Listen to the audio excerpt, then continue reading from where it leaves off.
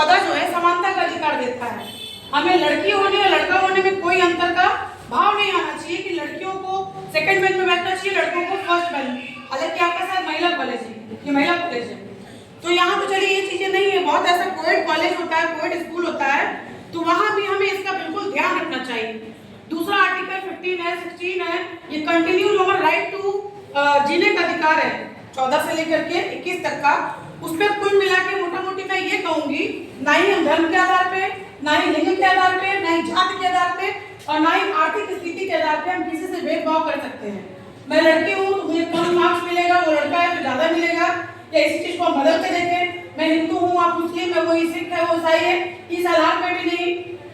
आर्थिक स्थिति, मैं गरीब घर से हूँ और अमीर घर से। आप देखिएगा स्कूल का यूनिफॉर्म लगभग क्या होता है, सबका एक होता है। क्यों होता है? हम किसी करोड़पति घर के बच्चा भी यहाँ पढ़ने आ रहा है, एक मामूली रिक्शा चालक का बच्चा भी यहाँ पढ़ने आ रहा है, तो डिस्क्रिमिनेशन नहीं होना चाहिए बच्चों के अंदर कि मेरे पास तो अच्छे कपड़े हैं, उसके पास नहीं है। इसलिए हर स्कूल में ये प्रावधान किया गया है कि सिविल यूनिफॉर्म जो है हमारा, जो स्कूल का यूनिफॉर्म है, एक जैसा होगा। दूसरा क्या है कि हमें कुछ हेल्पलाइन नंबर दिए गए हैं लड़कियों को। चाइल्ड हेल्पलाइन है 1098।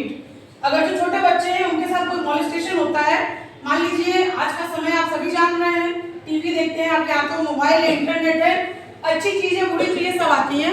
माहौल भी ऐसा है, बाहर घर परिवार हमें सबको लेके चलती है। अगर हमें सिखाया जाता है स्कूल में एनजीओ के माध्यम से what is the good touch and what is the bad touch, you will have to know, you will have to understand what is the good and bad touch.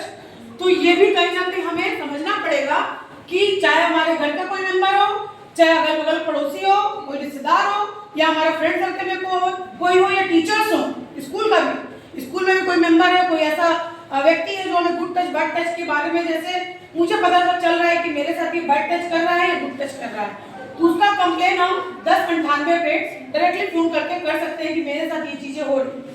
कभी कभी हमें जानकारी नहीं होती है, हम बस मन महसूस कर रह जाते हैं, अपने पेरेंट्स से भी नहीं कह सकते डर से, पता नहीं हमें स्कूल आने को मिलेगा या नहीं मिलेगा।